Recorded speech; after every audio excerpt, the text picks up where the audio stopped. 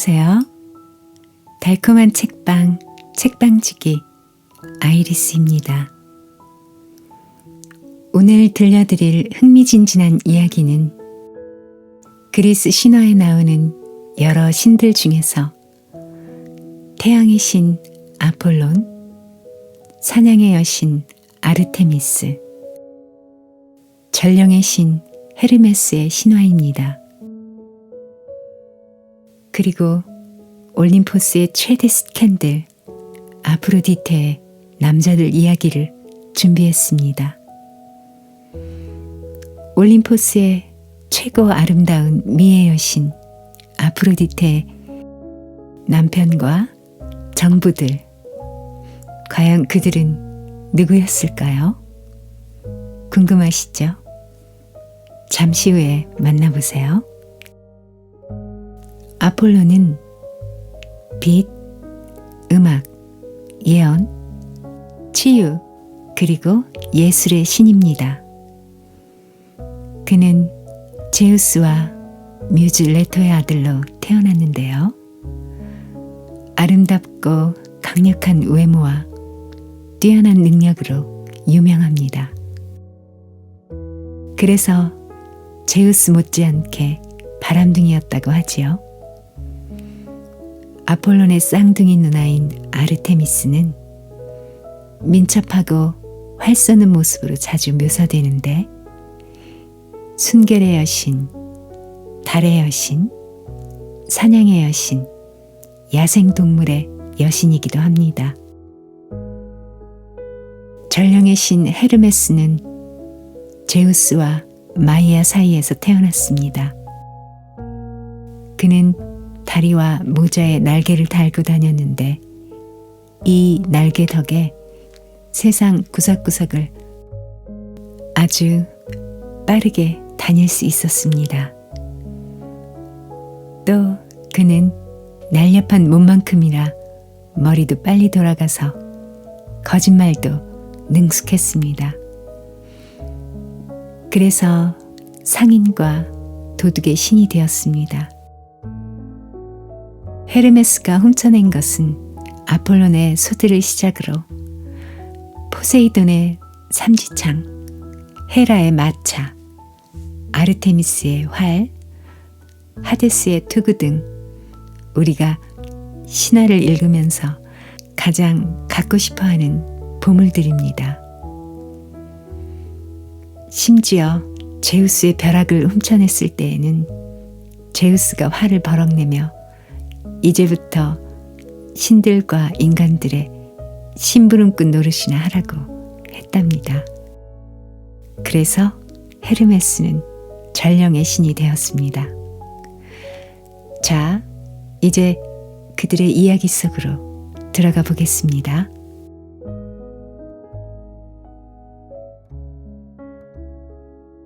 아프로디테의 탄생과 결혼. 아프로디테는 제우스의 딸이고 어머니는 없다. 그녀는 오직 아버지의 뜻에 따라 대서양의 거품으로부터 잉태되었기 때문이다.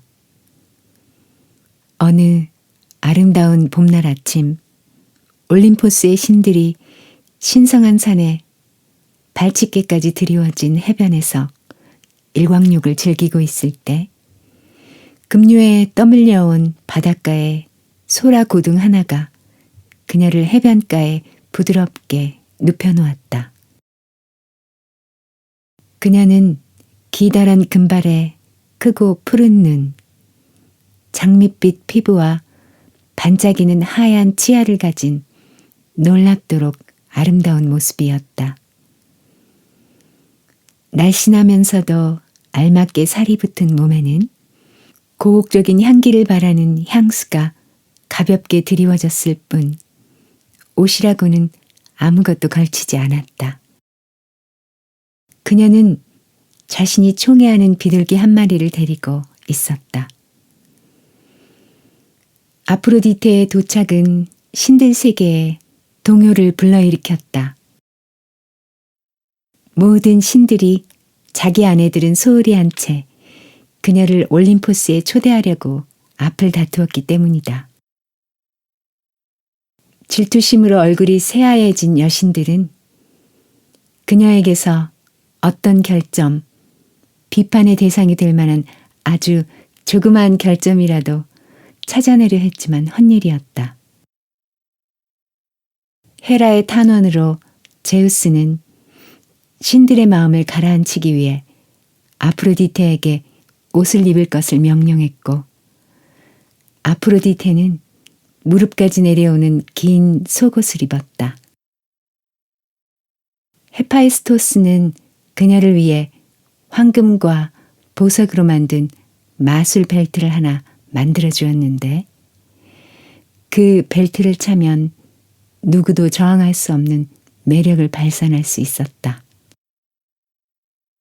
애써 상대방의 사랑을 불러일으키려는 수고를 덜어준 이 황홀한 선물에 대한 감사의 표시로 아프로디테는 헤파이스토스의 모든 청을 들어주겠다는 경솔한 약속을 스틱스 강에 대고 맹세했다.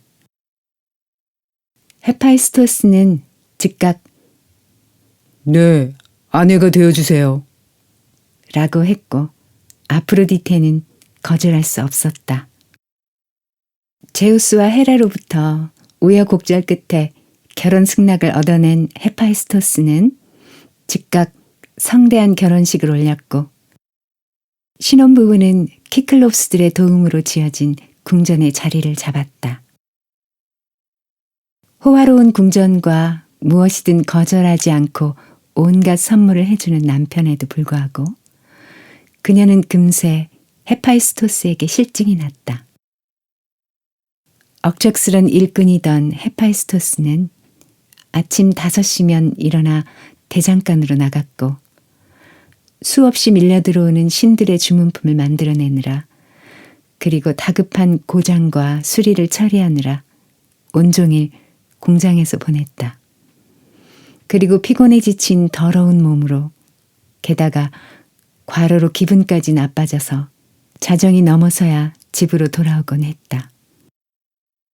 이것은 아프로디테처럼 아름다운 여자에게 어울리는 삶이 아니었다. 더욱이 그녀는 고독을 좋아하지도 않았다. 일어날 일은 일어나게 마련이었고, 그녀는 애인들을 갖게 되었다.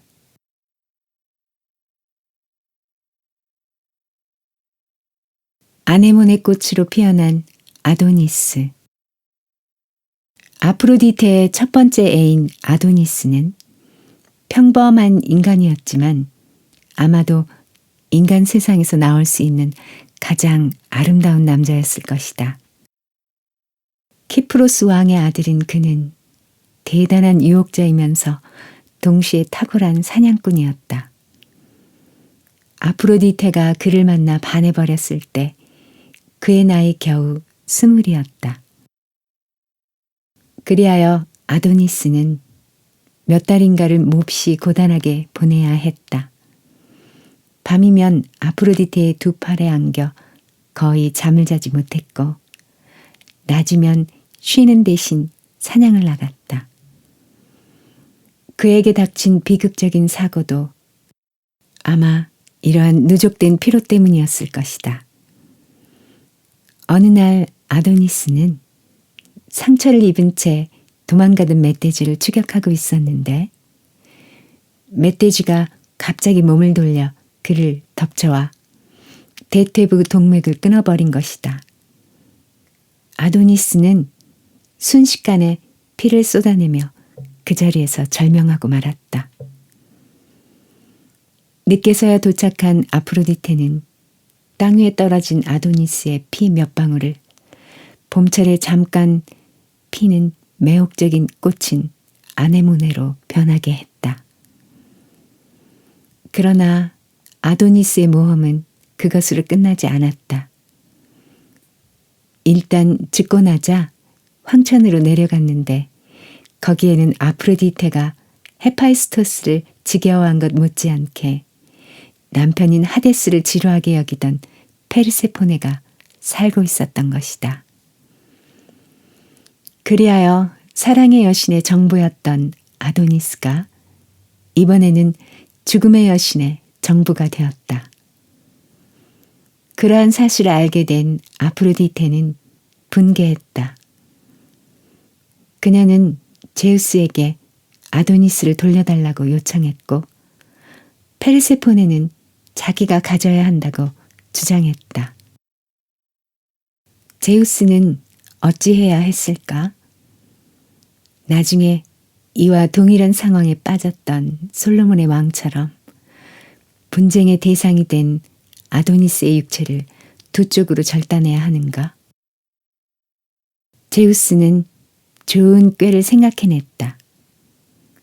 아도니스의 몸은 그대로 놔두되 1년 중 6개월은 아프로디테와 그리고 나머지 6개월은 페르세포네와 지내도록 명령을 내린 것이다. 이러한 판결을 받고 나자 페르세포네의 시간 사용이 넘치게 되었다. 이미 이전의 중재로 인해 그녀는 1년의 3분의 2는 데메테르와 나머지 3분의 1을 하데스와 보내야 했다. 그런데 이번에는 1년의 반을 아도니스와 보내야 하는 것이다. 올림포스의 스캔들. 반면 아프로디테는 아도니스가 황천에 내려가 있는 6달이라는 많은 시간을 한가로이 보내야 했다. 보통 여자라면 이 시간을 메우기 위해 또 한 명의 정부를 만들었을 것이다. 하지만 그녀는 아프로디테였던지라 대번에 2명이나 되는 정부를 맞아들였는데 아폴론과 아레스가 바로 그들이었다. 이러한 이중의 관계는 2명의 정부가 서로 다르면서도 상호 보완적인 일과표를 갖고 있었기에 가능했다. 하루 종일 태양마차를 몰아야 했던 아폴로는 밤이 되어서야 아프로디테를 만나러 갈 자유의 몸이 되었다. 그러나 아레스는 모든 군인들이 그렇듯이 평화 시에는 별로 할 일도 없었기 때문에 낮 시간을 그녀와 보낼 수 있었다. 때문에 두 신은 자신이 경쟁자를 갖고 있다는 사실을 전혀 의심할 수 없었다. 남편인 헤파이스토스는 언제나 일이 넘쳐났기 때문에 아무것도 몰랐다.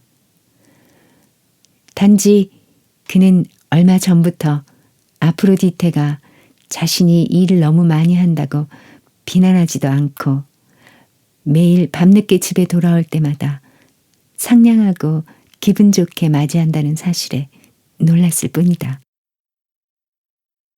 이 네 사람의 관계는 어느 날인가 아프로디테 곁에서 선잠이 들어버린 아레스가 떠날 시간을 놓치지 않았다라면 좀 더 오래 지속될 수 있었을 것이다.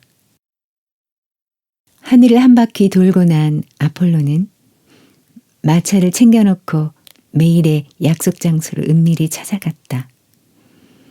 아프로디테 곁에서 잠들어 있는 아레스를 본 아폴로는 피가 거꾸로 돌 정도로 충격을 받았다. 복수심에 불탄 아폴로는 헤파이스토스를 찾아가 그의 아내가 부정한 짓을 했음을 고자질했다. 헤파이스토스는 그 당장에 아주 촘촘하게 짜인 철제 그물을 만들어가지고 자신의 궁전으로 몰래 돌아와 발가벗은 채 잠들어 있는 아프로디테와 아레스에게 덮어 씌웠고 그들은 마술에 걸린 그물 속에 포로가 되어버렸다. 헤파이스토스는 그들을 이러한 굴욕적인 상태로 올림포스까지 끌고 가서 모든 신들의 비난과 조롱 앞에 내던졌다. 아프로디테의 탄원과 아레스의 눈물에도 불구하고 헤파이스토스는 완고하게 그들을 풀어주지 않았다. 다행히도 날렵한 손가락과 깊이 있는 지성을 갖춘 여신 하나가 그들을 동정했다. 게다가 그녀는 매듭의 발명자였다. 몇 시간의 작업 끝에 그녀는 그물의 비밀을 발견해내어 풀어낼 수 있었다. 이 여신이 바로 아테나였다. 태양의 신 아폴론. 제우스와 사랑한 레토는 쌍둥이를 임신했다. 그 사실을 알게 된 헤라는 화가 났다. 게다가 레토가 자신의 아들 아레스보다 더 위대한 아들을 낳을 것이라는 예언에 헤라는 질투심을 참을 수 없었다. 레토가 아기를 낳을 수 있게 도와주는 땅은 없애버리겠다. 헤라의 말에 겁을 먹은 온 세상의 땅은 레토에게 아기 낳을 곳을 마련해주지 않았다. 뿐만 아니라 헤라는 무시무시한 왕뱀인 피톤을 보내 레토를 쫓아내게 했다. 쌍둥이를 임신해 배가 남산만한 레토는 피톤에게 쫓기며 여기저기를 돌아다녔다. 하지만 헤라의 보복이 두려운 신들은 어느 누구도 레토를 도와주지 않았다. 레토는 아기 낳을 곳을 찾아 헤매게 되었다. 레토는 결국 바다에 둥둥 떠다니는 델로스 섬을 찾아갔다. 오, 섬이시여. 내가 머무를 수 있게 허락해 주시오. 그러면 내가 낳은 아들에게 이곳에 신전을 세워 섬의 이름을 영원히 빛나게 하리다. 델로스 섬은 레토를 받아들였다. 레토가 델로스 섬에 머물자 많은 여신들이 찾아와 레토를 돌봐주기 시작했다. 레토는 아기를 낳기 위한 진통을 시작했다. 하지만 아흐레가 지나도 진통만 할 뿐 아기가 나오지 않았다. 헤라가 출산의 여신인 에일레이티아를 올림포스에 붙들고 있기 때문이었다. 여신들은 무지개의 여신 이리스를 시켜 헤라에게 황금 목걸이를 선물하게 했다. 그제야 마음이 풀린 헤라는 에일레이티아를 놓아주었다. 에일레이티아는 레토에게 달려갔다. 진통을 겪은 지 열흘째 날 레토는 결국 달의 여신 아르테미스를 낳고 이어서 쌍둥이 동생 아폴론을 낳았다. 아폴론이 태어나는 순간 포세이돈이 바다 밑 깊은 곳에서부터 거대한 기둥을 세워 떠돌이 바위섬인 델로스 섬을 고정시켰다. 레토를 돌보던 여신들은 아기들에게 신들의 음식인 암브로시아와 넥타르를 먹였다. 이 음식을 먹으면 순식간에 자라고 영원히 늙지 않게 되었다. 그래서 아폴로는 나흘 만에 멋진 청년으로 자랐다. 대장간의 신 헤파이스토스는 아폴론에게 황금으로 된 활과 화살을 만들어 주었다. 어떤 목표물이든 정확히 맞출 수 있는 활이었다. 멋진 활이군. 이 활로 어머니를 쫓아다니며 괴롭히는 왕뱀 피톤을 없애버리겠어. 아폴로는 활을 들고 거대한 왕뱀 피톤이 있는 곳을 찾아갔다. 피톤, 난 레토의 아들 아폴론이다. 아폴론이 소리치자 피톤이 동굴에서 서서히 기어 나왔다. 아폴론은 피톤의 눈과 눈 사이를 겨누고 활 시위를 놓았다. 화살은 정확하게 피톤의 눈과 눈 사이를 갈랐다. 피톤은 고통에 차서 한참 동안 울부짖다가 픽 쓰러져 죽고 말았다. 아폴로는 피톤을 파르나소스 산에 묻었다. 그리고 그 무덤 위에 성스러운 신전을 세웠다. 그것이 바로 델포의 신전이다.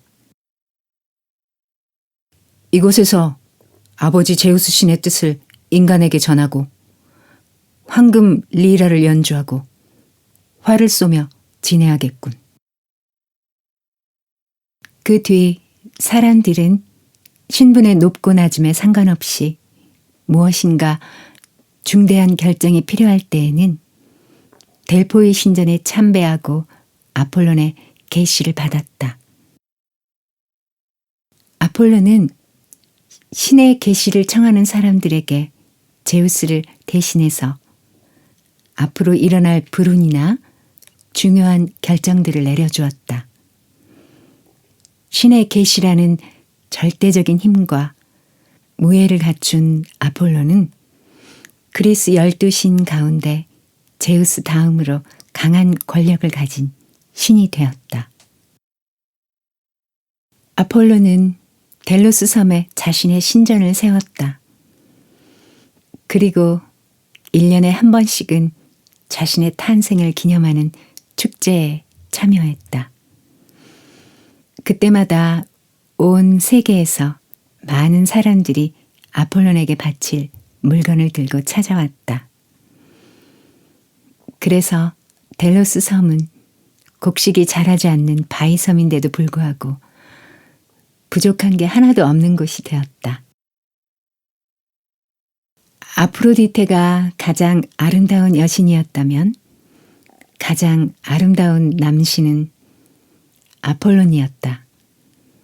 그래서 많은 요정과 인간들이 그를 사랑했다. 아폴론도 사랑에 빠진 적이 많았다. 올림포스에서 제우스 다음으로 권력을 누리고 있는 아폴론이지만 그는 사랑을 받지 못할 때도 많았다. 어느 날 아폴로는 에로스가 활과 화살을 가지고 놀고 있는 것을 보았다. 꼬마야, 그것은 전쟁 때나 쓰는 무기란다. 어린아이는 그런 것을 가지고 놀아서는 안 돼. 자, 이리 주렴. 그러자 아프로디테의 아들인 에로스가 말했다. 아폴로니요? 당신의 화살을 피할 수 있는 것은 이 세상에 하나도 없지요. 하지만 제 화살도 마찬가지랍니다. 당신의 심장까지도 맞출 수 있어요. 이 말에 아폴론이 비웃었다. 순간 에로스는 황금 화살과 납 화살을 꺼냈다. 황금 화살은 다른 사람을 사랑하게 만드는 화살이었다. 납으로 만든 화살은 황금 화살과 반대로 사랑을 거부하고 미워하는 차가운 마음을 갖게 만드는 화살이었다. 에로스는 황금 화살을 아폴론의 가슴에 쏘았다.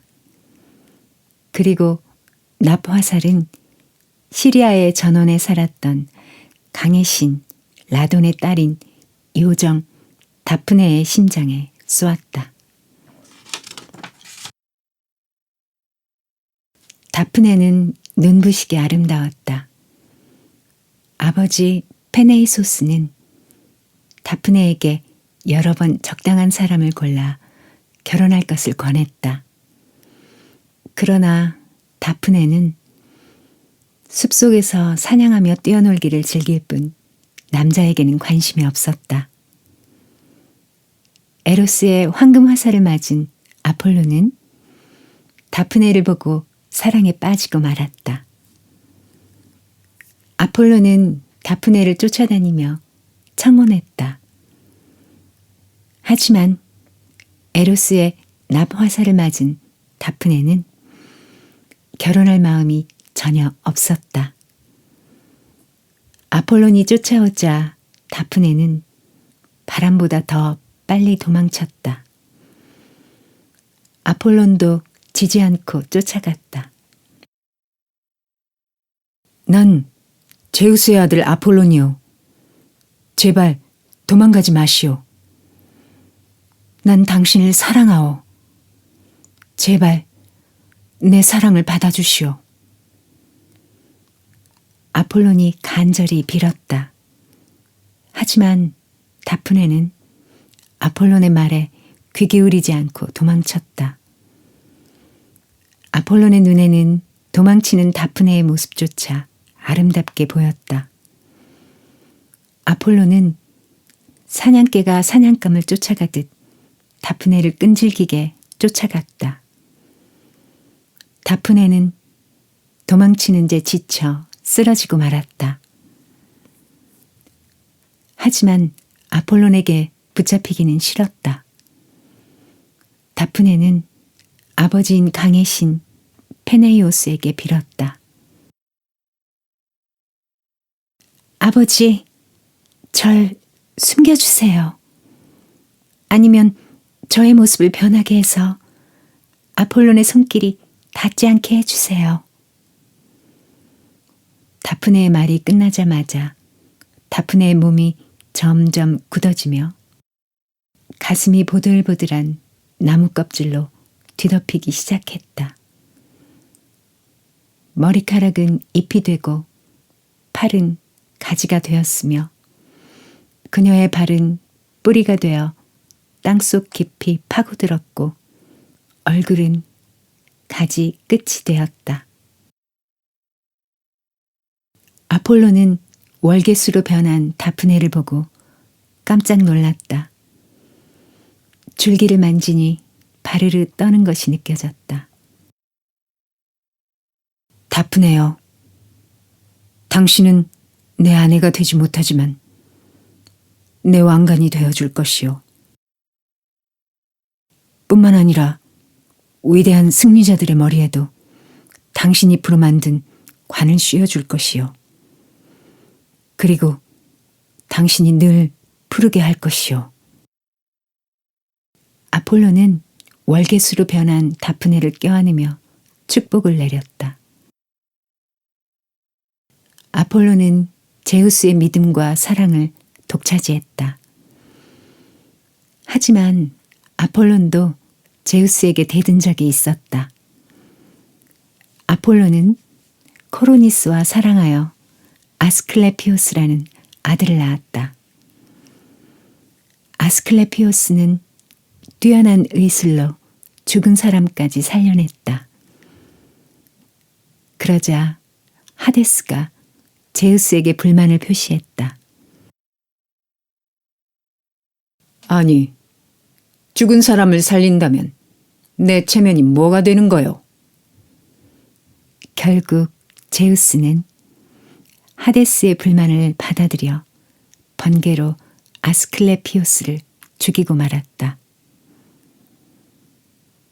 그 사실을 알게 된 아폴로는 무척 화가 났다. 제우스에게 복수하고 싶었다. 하지만 신들의 왕인 제우스에게 직접 대들 수는 없었다. 그래서 제우스에게 번개를 만들어준 키클롭스를 찾아가 활을 쏘아 죽였다. 이 사실을 안 제우스는 노발대발하여 아폴론을 올림포스에서 쫓아냈다. 그리고 아드로메스 왕에게 9년 동안 봉사하는 벌을 내렸다. 아폴로는 봉사를 끝낸 뒤에 다시 올림포스로 되돌아올 수 있었다. 아폴론 치는 자신을 무시하는 인간의 오만에 대해 용서하는 법이 없었다. 프리기아 지방의 탄탈로스의 딸 니오베는 암피온 왕과 결혼하여 7남 7녀를 두었다. 저 어여쁜 애들을 봐. 난 아들과 딸을 각각 7씩이나 두었어. 하지만 레토는 겨우 하나씩 가졌을 뿐이잖아. 아폴론과 아르테미스는 어머니 레토를 조롱한 니오베를 용서하지 않았다. 아폴론과 아르테미스는 니오베의 자식들을 모두 죽이고 말았다. 슬픔에 빠진 니오베는 결국 돌로 변했고 그 돌에서는 자식들의 죽음을 슬퍼하면서 흘리는 눈물이 샘이 되어 오늘날까지 흐르고 있다고 한다. 에우리토스는 아폴론에게 활쏘기를 겨루자고 도전했다가 목숨을 잃었다. 그리고 마르시아스는 음악을 연주하는 것으로 아폴론에게 도전했다. 결국 아폴론이 이기고 마르시아스는 나무에 묶여 산채로 가죽을 벗기는 죽임을 당했다. 그 당시 아폴론과 마르시아스의 음악 연주 대결에 심사를 맡았던 사람 가운데 미다스는 혼자 마르시아스의 연주가 더 훌륭하다는 결정을 내렸다. 화가 난 아폴로는 음악을 똑똑히 들으라고 미다스에게 커다란 당나귀 귀를 달아주었다. 한 번은 아폴론이 트로이의 왕 프리아모스의 딸 카산드라를 좋아한 적이 있었다. 내 사랑을 받아주기만 한다면 어떤 소원이든 들어주겠소. 그럼 저에게 미래를 내다볼 수 있는 능력을 주세요. 아폴로는 카산드라에게 예언하는 능력을 주었다. 하지만 카산드라는 아폴론의 청혼을 받아들이지 않았다. 아폴로는 배신감을 느꼈다. 좋소. 그럼 당신의 사랑을 포기할 테니 마지막으로 입맞춤을 해주시오. 카산드라가 이를 허락했다. 아폴로는 카산드라와 입맞춤을 하는 사이에 그녀에게서 다른 사람을 설득하는 힘을 빼앗아 버렸다. 결국 카산드라는 예언할 수 있는 능력은 가졌지만 아무 소용이 없었다. 트로이 전쟁 때 카산드라는 수많은 예언을 했다. 하지만 트로이 사람들은 그녀의 예언을 믿지 않았고 결국 망하게 되었다. 또 트로이 전쟁 때 아가멤논이 아폴론 신전의 사제인 크리세스의 딸 크리세이스를 납치한 뒤 돌려보내지 않자 아폴론은 아가멤논을 벌하기 위해 그리스 연합군의 진영에 전염병이 돌게 만들기도 했다. 사냥과 출산의 여신 아르테미스. 아르테미스는 제우스 신과 레토 신 사이에서 난 딸로 아폴론과는 쌍둥이 남매이다. 여신은 동생 아폴론보다 몇 분 먼저 태어났다. 아르테미스는 올림포스의 12신에 속한다. 하지만 생애의 대부분을 올림포스에서 머물기보다는 짐승이 많은 들판이나 산으로 돌아다니며 활을 쏘고 사냥을 즐겼다. 그래서 그녀는 사냥의 여신인 동시에 사냥의 대상이 되는 야수들의 주인이었으며 보호자이기도 하였다. 아르테미스는 자신이나 다른 여신을 무시하는 사람에게는 커다란 벌을 내렸다. 한 번은 오토스와 에피알테스라는 거인이 올림포스를 위협한 적이 있었다. 두 거인은 죽지 않는 몸이라서 신이나 사람들이 죽일 수 없었다. 그리고 어찌나 힘이 센지 전쟁의 신 아레스가 이들과 싸웠지만 오히려 붙잡혀 쇠사슬에 묶인 채 오랫동안 갇혀 있었다. 오토스와 에피알테스는 서로가 서로를 죽일 때에만 죽을 수 있다.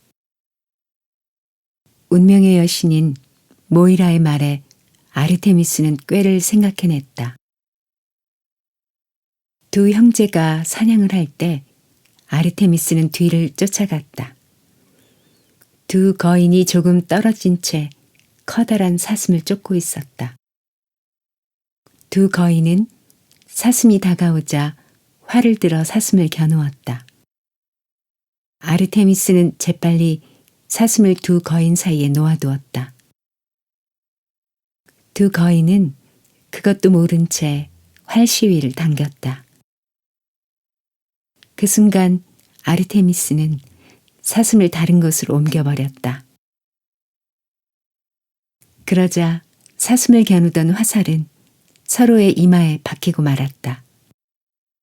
결국 두 거인은 운명의 여신 말대로 서로를 죽이고 말았다. 아르테미스는 순결의 수호신이다. 어렸을 때 아버지 제우스 신에게 평생 처녀로 지내게 해달라고 부탁하여 허락을 받아냈다. 그래서 그녀는 순결을 지키려는 의지가 강했다. 또한 아르테미스는 약한 자들을 돌봐주기도 했지만 자신의 즐거움을 방해하거나 신에게 도전하는 일은 결코 참는 법이 없었다. 아르테미스는 사냥을 하다가 쉴 때면 다른 요정들과 함께 동굴 속 연못에서 목욕을 즐기곤 했다. 아르테미스와 요정들이 깔깔거리며 목욕을 하고 있을 때 테베의 왕자 악타이온이 그 앞을 지나가게 되었다. 저 웃음소리는 어디서 나는 거지? 아르테미스 여신과 요정들이 목욕을 하면서 웃는 소리입니다. 동굴 안에 있지요. 악타이온의 신하들이 대답했다. 악타이온은 신하들이 말리는데도 불구하고 동굴 안에 들어가 아르테미스와 요정들이 목욕하는 장면을 훔쳐보았다. 악타이온이 자신의 알몸을 봤다는 사실을 알게 된 아르테미스는 수치심과 분노로 화가 났다. 아르테미스는 악타이온을 사슴으로 만들어버렸다. 사슴으로 변한 악타이온은 동굴에서 나오다가 자신의 사냥개들에게 쫓기게 되었다. 개들은 주인을 알아보지 못했고 날카로운 이로 목을 물어 사슴을 죽여버렸다. 미케네의 왕인 아가멤논은 평소 활쏘기를 좋아하고 무엇이든 놓치는 법이 없었다. 아르테미스 여신이라도 내 활솜씨보단 못할걸? 아르테미스는 아가멤논의 말에 화가 났다. 그래서 아가멤논이 군대를 일으켜 트로이를 정복하러 가려 할 때 바람을 잠재워 그리스의 배들이 원정을 떠나지 못하게 만들었다. 결국 아가멤논은 자신의 딸 이피게네이아를 아르테미스에게 제물로 바쳐 여신의 노여움을 풀려고 했다.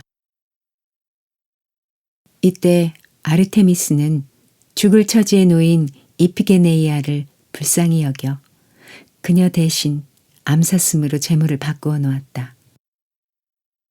그리고 이피게네이아를 자신의 신전으로 데려가 여사제로 삼았다. 그렇게 해서 아르테미스의 마음이 풀리자 바람이 불기 시작했고 그리스 원정대는 트로이로 떠날 수 있었다. 또 아르테미스는 칼리돈의 왕 오이네우스가 자신에게 제사 올리는 것을 게을리하자 사나운 멧돼지를 보내 칼리돈을 엉망으로 만들어버리기도 했다. 아르테미스는 실력이 자기 못지않은 뛰어난 사냥꾼인 포세이돈의 아들 오리온과 함께 사냥하러 돌아다니는 것을 좋아했다. 아폴로는 근심스러운 표정으로 둘의 모습을 지켜보았다. 저러다가 오리온에게 반해 처녀로 살겠다는 맹세를 저버리면 아버지 제우스 신이 많이 화를 내실 텐데. 아폴로는 어떻게든 둘 사이를 갈라놓고 싶었다. 하지만 둘 사이는 쉽게 끊어지지 않았다. 어느 날 아폴론이 아르테미스를 찾아왔다. 아르테미스? 나와 활쏘기 시합을 하자. 저 멀리 바다에 둥둥 떠다니는 것이 있는데 맞힐 수 있겠느냐? 아르테미스는 동생의 말에 빙긋 웃으며 활쉬위를 당겼다. 그리고 정확하게 아폴론이 말한 것을 맞췄다. 아르테미스가 맞힌 것은 머리만 내민 채 바다에서 수영하던 오리온이었다. 뒤늦게 이 사실을 깨달은 아르테미스는 아폴론의 아들 아스클레피오스를 찾아가 오리온을 살려달라고 애원했다. 하지만 제우스가 허락하지 않았다. 아르테미스는 순결의 여신일 뿐 아니라 달의 여신, 사냥의 여신, 야생동물의 여신으로서 많은 사람의 사랑을 받았다.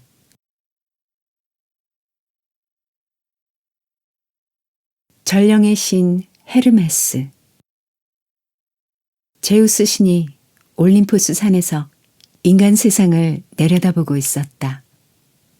여기저기 둘러보던 제우스의 눈길은 아르카디아 지방의 키레네 산에 멈추었다.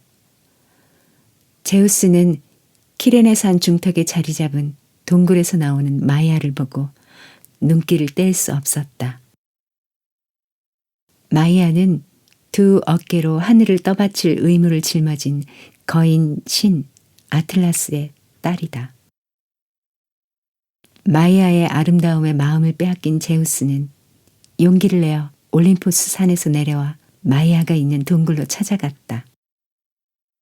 그리고 마이아에게 사랑을 고백했다. 마이아 역시 제우스의 진실한 사랑을 받아주었다. 얼마 뒤 아기가 태어났다. 제우스는 아기의 머리를 쓰다듬으며 헤르메스라는 이름을 지어주었다. 제우스의 피를 이어받은 헤르메스는 태어날 때부터 아주 특별했다. 새벽에 태어난 헤르메스는 금세 키가 쑥쑥 자랐으며 몇 시간 지나지 않아 요람에서 기어나와 동굴 안을 기어다니기 시작했다. 그것도 잠시 헤르메스는 걸어다니기 시작하더니 점심때쯤 되자 5살 크기의 아이로 자라났다. 마이아는 눈이 휘둥그레졌다. 헤르메스는 동굴에서 마이아를 지켜주고 있던 어른 몸집보다 큰 거북이와 씨름을 하기도 했다. 동굴 안은 답답해. 밖에 나가면 더 재밌는 일이 있지 않을까? 헤르메스는 밖으로 나가려고 했다. 그러자 마이아가 말렸다. 헤르메스, 당분간 밖에 나가지 마라. 응? 밖에 나갔다가 헤라 여신의 눈에 띄면 벌을 받을지 몰라. 하지만 헤르메스는 아무렇지도 않은 듯 웃어 보이며 당당하게 동굴 밖으로 나갔다. 그런 다음 커다란 거북 껍데기를 주워 이리저리 두드려 보았다. 그러고 나서 무슨 생각을 했는지 주위를 둘러보았다. 헤르메스는 죽은 황소를 발견하고 다가가 창자를 꺼냈다. 그런 다음 그 창자를 배에 꼬아 가느다란 줄을 만들어 거북 껍데기에 묶었다. 7개의 줄을 거북 껍데기에 단단히 묶고 나서 그 줄을 튕기자 아름다운 소리가 흘러나왔다. 이 악기 이름을 리라라고 해야지. 헤르메스는 오늘날 기타와 비슷한 리라를 연주하며 잠시 시간을 보냈다.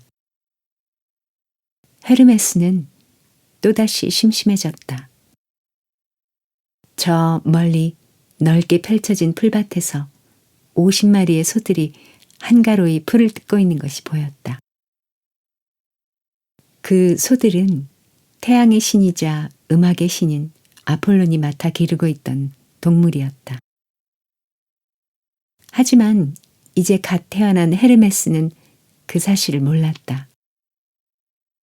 더구나 제우스와 렉토 사이에서 태어난 아폴론이 자기와 형제라는 사실도 알지 못했다. 저 소들을 내가 가지면 안 될까? 문득 헤르메스는 소를 가지고 싶다는 생각이 들었다. 헤르메스는 소들에게 다가가서 도망치지 못하게 꼬리를 묶어버렸다. 누군가 내가 소를 훔쳐간 걸 알고 따라오면 어떡하지? 발자국을 보면 금세 어디로 갔는지 알 수 있잖아. 헤르메스는 잠시 생각에 잠기더니 소들의 발굽을 거꾸로 바꾸어 달았다. 그리고 자신도 신발을 거꾸로 신었다. 그렇게 해서 앞으로 걷자 발자국만 반대 방향으로 나타났다. 누구든지 이 발자국을 따라오면 반대 방향으로 간 줄 알겠지?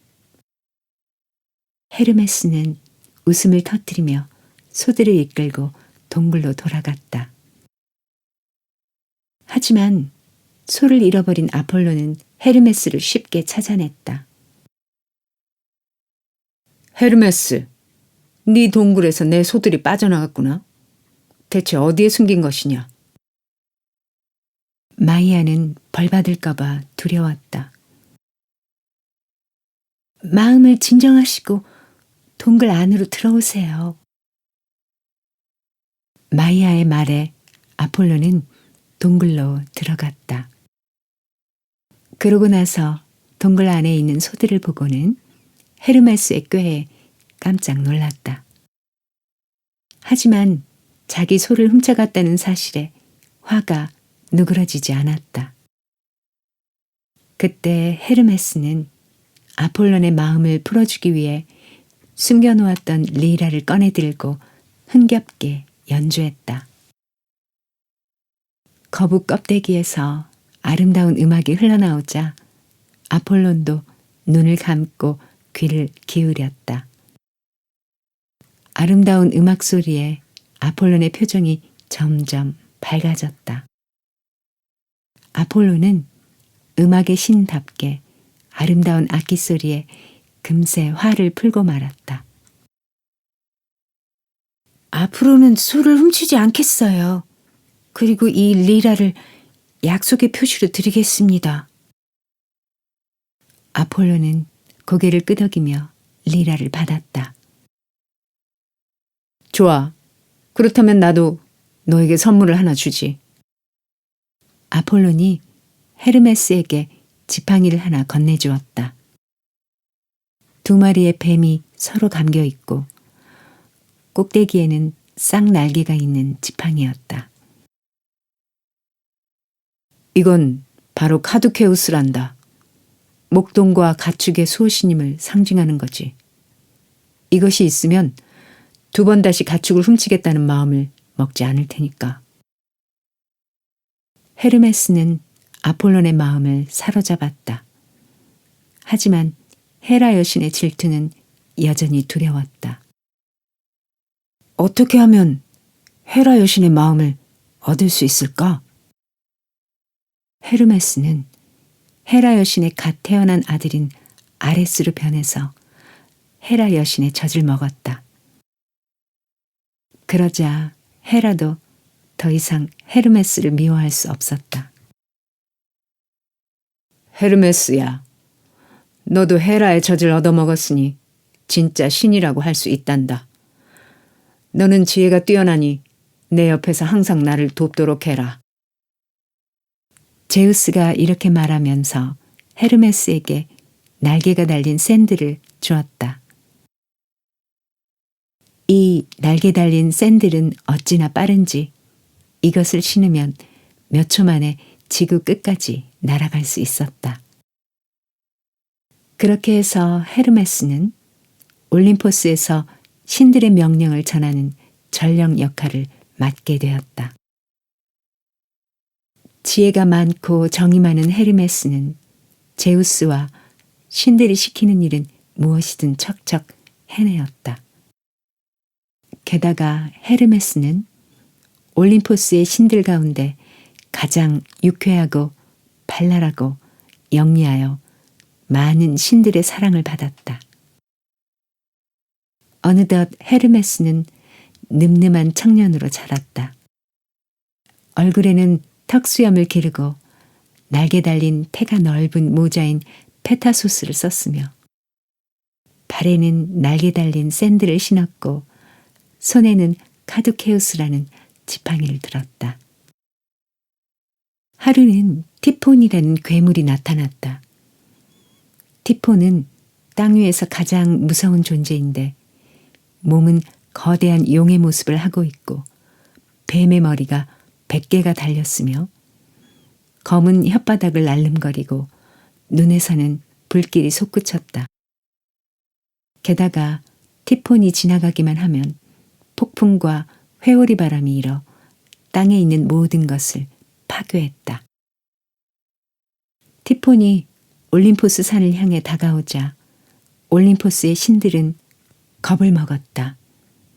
몇몇 신들이 앞에 나서서 티폰에게 대항해 보았지만 티폰을 물리칠 수 없었다. 제우스 신이 티폰을 물리치려고 번개를 내리쳤다. 하지만 티폰은 아무렇지도 않은 듯 제우스에게 달려들었다. 그리고 제우스를 붙잡아 제우스의 손과 발에 힘줄을 잘라내고 말았다. 제우스는 비명을 지르며 고통스러워했다. 하지만 그것도 잠시. 힘줄을 빼앗긴 제우스는 말할 힘조차 잃고 전혀 움직일 수 없게 되었다. 티폰은 제우스를 꼼짝 못하게 할 수는 있지만 제우스를 죽이지는 못했다. 그 모습을 지켜보던 헤르메스의 마음도 찢어지는 듯 아팠다. 티폰은 제우스의 힘줄을 반은 뱀이고 반은 여자인 델피네라는 괴물에게 건네주었다. 델피네는 제우스의 힘줄을 깔고 앉았다. 티폰은 거대한 산에 구멍을 뚫고 그곳에 제우스를 집어넣었다. 그런 다음 동굴을 막을 돌을 주우러 갔다. 그 사이에 헤르메스는 날개 달린 샌들을 신고 재빨리 동굴로 들어가서 제우스를 안고 밖으로 나왔다. 티폰이 뒤늦게 이를 알고 헤르메스를 쫓아왔지만 헤르메스가 신은 날개 달린 샌들을 따라잡을 수는 없었다. 헤르메스는 숲의 신 판과 함께 델피네라는 괴물을 찾아갔다. 델피네는 헤르메스를 보자 날카롭게 씩씩거렸다. 뼛속까지 파고드는 날카로운 소리에 헤르메스는 귀를 막아버렸다. 아무리 괴물이라도 자기와 비슷한 것은 두려워하는 법이지. 판은 잠시 동안 델피네의 목소리를 귀 기울여 들었다. 그러고는 델피네의 소리를 그대로 흉내내었다. 델피네가 깜짝 놀라 주춤거리며 몸을 일으켜 이리저리 주위를 살펴보는 순간 헤르메스가 재빨리 다가가 제우스의 힘줄을 잡고 손살같이 달아났다. 헤르메스는 곧장 제우스에게 달려가 힘줄을 제우스의 몸에 도로 넣었다. 기운을 차린 제우스는 티폰이 사람 고기를 먹으면 힘이 없어진다는 것을 알고 운명의 여신 모이라의 도움을 받아 사람 고기를 먹였다. 그러자 티폰은 점점 힘이 빠졌다. 그 기회를 놓치지 않고 제우스가 번개를 내리쳤다. 결국 소나기처럼 내리치는 번개에 티폰의 온몸은 불덩이가 되었다. 제우스는 커다란 산 하나를 들어올려 온몸에 불이 붙은 티폰한테 던졌다. 그러자 티폰을 태운 불이 뾰족한 산봉우리를 뚫고 나와 거대한 화산이 되었다. 그제야 올림포스 산에 평화가 왔다. 올림포스에 다시 올라간 제우스는 제일 먼저 헤르메스를 불러 꼭 안아주었다. 고맙구나, 아들아. 다 네 덕분이다. 헤르메스도 기쁨의 눈물을 흘리며 제우스를 꼭 껴안았다. 전령의 신 헤르메스는 신들의 심부름 말고도 많은 일을 도맡아 했다. 그 가운데서도 헤르메스는 죽은 영혼을 하데스의 지하 왕국으로 데리고 가는 영혼의 인도자 역할도 맡았다. 또한 헤르메스는 여행자의 수호자였고 도둑의 신, 상인의 신, 중개인의 신으로 불리기도 했다. 그래서인지 헤르메스는 사람들에게 가장 인기가 많은 신이었다. 사람들은 장난이 심한 헤르메스의 결점 또한 사랑했다. 헤르메스 또한 영리하고 분명하게 자기 생각을 행동으로 실천하는 사람들을 아끼고 사랑했다.